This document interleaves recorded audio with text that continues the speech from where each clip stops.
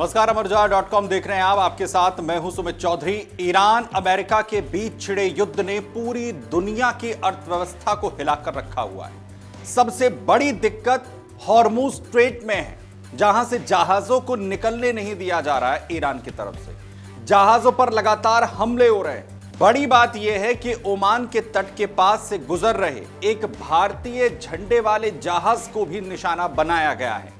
जहाज पर भारतीय क्रू मेंबर्स सवार थे। हमले के बाद जहां पर रेस्क्यू ऑपरेशन चलाकर जहाज पर सवार भारतीय क्रू मेंबर्स को बचाया गया है, वहीं हमले के बाद जहाज पूरी तरह से डूब गया। यह जहाज भारत के राज्य गुजरात का बताया जा रहा है। वहीं भारत सरकार ने इसमें बेहद आक्रामक रुख अपनाते हुए इसकी कड़ी निंदा की है। आपको बताएं कि यह जहाज, जिसका नाम हाजी अली बताया जा रहा है, यह सोमालिया के बेरबेरा पोर्ट से संयुक्त अरब अमीरात के शारजा जा रहा था।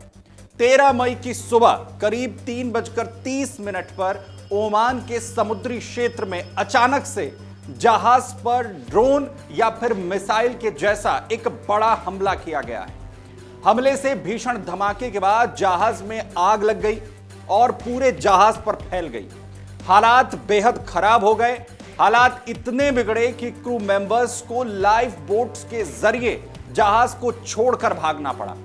जानकारी के मुताबिक जहाज पर करीब 14 भारतीय क्रू मेंबर्स सवार थे।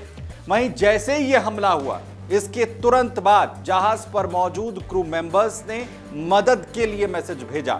इसके बाद ओमानी कोस्ट गार्ड ने तेजी दिखाते हुए रेस्क्यू ऑपरेशन चलाया और सभी क्रू मेंबर्स को सुरक्षित बचाया गया है। जानकारी यह भी है कि हाजी अली गुजरात के द्वारका जिले के सलाया इलाके से जुड़ा हुआ जहाज बताया जा रहा है, जो सोमालिया से शारजा जा रहा था। बड़ी बात यह है कि जहाज पर भारतीय झंडा भी लगा हुआ था। उधर ईरान अमेरिका संघर्ष के बीच यह रास्ता पूरी तरह से, यानी हॉर्मुज स्ट्रेट पूरी तरह से युद्ध क्षेत्र में बदला हुआ है। दुनिया का करीब 20% तेल इसी रास्ते से होकर गुजरता है। लगातार हो रहे हमलों, ड्रोन स्ट्राइक और मिसाइल हमलों ने पूरे ग्लोबल शिपिंग को ठप कर दिया है। बीमा कंपनियां प्रीमियम कई गुना बढ़ा चुकी हैं। शिपिंग फर्म्स लंबे रूट लगातार चुन रही हैं और तेल की कीमतें आसमान छू रही हैं। भारत जैसे कई देश लगातार जो तेल का बड़ी मात्रा में आयात करते हैं, उनके सामने बेहद गंभीर चुनौती कहीं ना कहीं बनती हुई नजर आ रही है। वहीं इस हमले के बाद भारत की ओर से सख्त प्रतिक्रिया दी गई है। भारतीय विदेश मंत्रालय ने इस हमले की कड़ी निंदा करते हुए कहा है कि ओमान के तट के पास भारतीय झंडे वाले जहाज पर हुआ हमला पूरी तरह से अस्वीकार्य है। हम इस बात की निंदा करते हैं कि वाणिज्यिक जहाजों और नागरिक नाविकों को लगातार निशाना बनाया जाना पूरी तरह से गलत है। जहाज पर सवार सभी भारतीय क्रू सदस्य सुरक्षित हैं और हम ओमानी अधिकारियों को उन्हें बचाने के लिए धन्यवाद देते हैं। भारत फिर से दोहराना चाहता है कि कमर्शियल शिपिंग को निशाना बनाने, निर्दोष नागरिक क्रू को खतरे में डालने या वहां पर व्यापार की आजादी में बाधा डालने से पूरी तरह से बचना चाहिए। इन हमलों की भारत निंदा करता है। जाहिर है, भारत सरकार की प्रतिक्रिया काफी सख्त है। सिर्फ निंदा तक सीमित न रहकर विदेश मंत्रालय साफ मैसेज दे रहा है कि भारतीय जहाजों और नाविकों की सुरक्षा से कोई समझौता नहीं किया जाएगा। दरअसल इस तरह के हमलों से न सिर्फ भारतीय अर्थव्यवस्था प्रभावित हो रही है, बल्कि खाड़ी क्षेत्र में काम करने वाले लाखों भारतीयों की सुरक्षा भी खतरे में पड़ रही है। हालांकि अमेरिका ईरान तनाव के बीच 2 और भारतीय गंतव्य वाले एलपीजी जहाजों ने हॉर्मुज जलडब्रू मध्य को पार किया है। खबर आई है कि एलपीजी जहाज सिमी हॉर्मुज जलडब्रू मध्य से गुजरा है।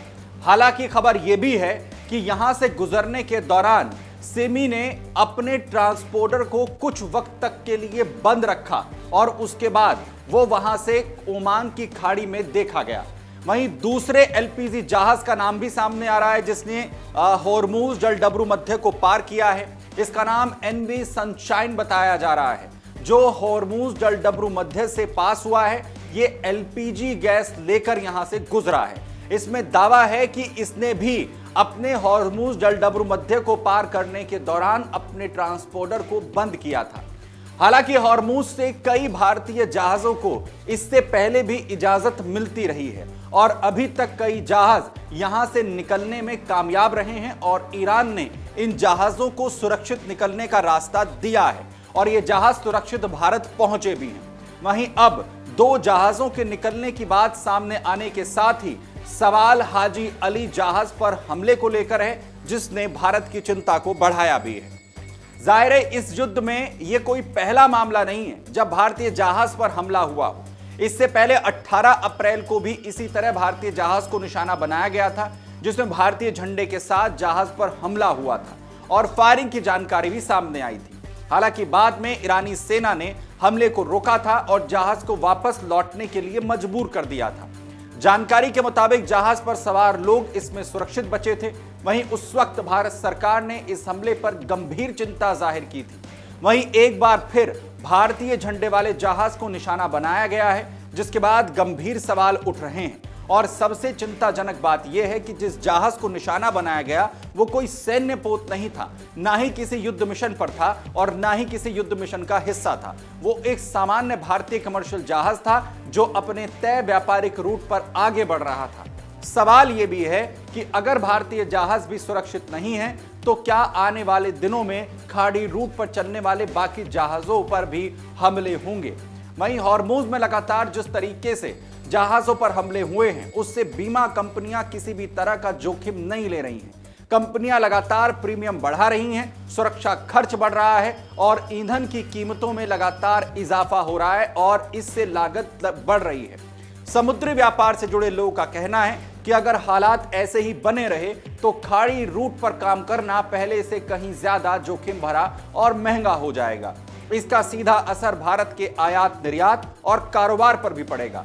भारत की अर्थव्यवस्था के लिए यह खतरा और बड़ा इसलिए है क्योंकि देश अपनी ऊर्जा जरूरतों का बड़ा हिस्सा खाड़ी क्षेत्र से पूरा करता है और अगर हॉर्मुज में तनाव बढ़ता है तो जहाजों पर हमले जारी रहते हैं या समुद्री आवाजाही बाधित होती है तो सबसे पहले कच्चे तेल की कीमतों में उछाल देखने को मिलेगा।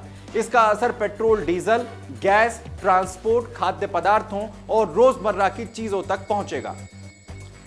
दरअसल स्ट्रेट ऑफ हॉर्मुज की भौगोलिक स्थिति ही कुछ इस तरीके की है कि दुनिया के सबसे संवेदनशील समुद्री रास्तों में यह शामिल होता है, जहां आसानी से जहाजों को निशाना बनाया जा सकता है। ईरान लगातार इस रास्ते पर शिकंजा कसकर बैठा है। अमेरिका की लाख कोशिशों के बाद भी इस रास्ते से ईरान ने जहाज निकालने की इजाजत नहीं दी है। हॉर्मुज संकट ने वैश्विक ऊर्जा बाजार को पहले ही हिला कर रखा हुआ है। तेल बाजार में अस्थिरता है, कीमतों में दबाव बन रहा है और कई आर्थिक जो एक्सपर्ट हैं वो चेतावनी दे रहे हैं कि अगर ये तनाव लंबा खिंच गया तो दुनिया के कई देशों पर मंदी का खतरा मंडरा सकता है। अगर आप ये वीडियो YouTube पर देख रहे हैं तो हमारे चैनल को सब्सक्राइब कर बेल आइकन दबाएं और Facebook पर देख रहे हैं तो हमारे पेज को लाइक करें।